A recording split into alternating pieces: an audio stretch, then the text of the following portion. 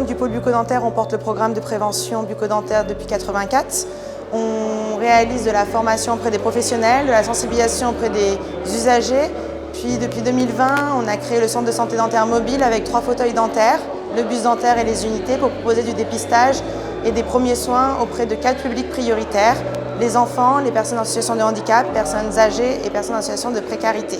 C'est important pour la RS Île-de-France d'être présent sur une journée comme aujourd'hui, qui marque aussi l'implication de l'agence dans la thématique de la santé bucco-dentaire. Cette journée, elle est importante déjà parce qu'elle s'inscrit dans un moment charnière, puisqu'on est à la veille des 40 ans du programme départemental bucco-dentaire. Elle est aussi importante parce qu'après une crise sanitaire qui nous a tous durement éprouvés, elle permet de relancer les échanges et la dynamique partenariale avec l'ensemble des professionnels du territoire qui travaillent en faveur de la prévention bucco-dentaire. Effectivement, Rhapsodif est un partenaire important du programme bucco-dentaire. L'accompagnement des personnes en situation de handicap est un enjeu majeur.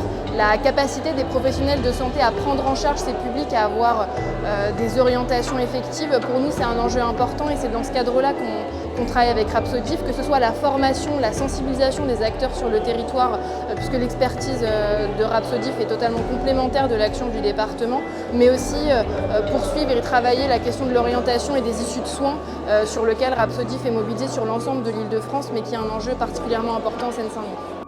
Vous comprenez bien que s'il n'y a pas, dès la sortie du chirurgien dentiste, un suivi bucco-dentaire, le patient va revenir un an après et on va tout recommencer. On développe et on va accentuer les contrats d'engagement de service public pour faire en sorte que des jeunes chirurgiens dentistes viennent s'installer dans les communes qui sont le moins bien dotées. L'objectif, c'est d'apporter des réponses à tous ces interlocuteurs, à tous ces professionnels.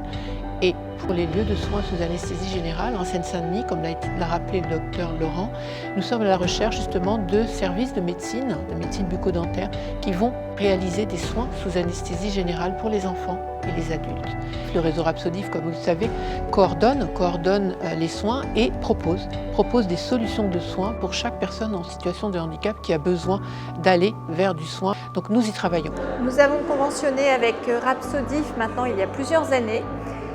Ça nous permet de construire un parcours plus coordonné pour nos publics et en même temps, Rhapsodif nous adresse des patients qui sont en difficulté d'accès aux soins et donc c'est le docteur Terbèche qui les reçoit au sein du cabinet dentaire. Donc c'est à la fois enrichissant pour les filières d'aval et en même temps pour répondre à une offre de soins de second recours.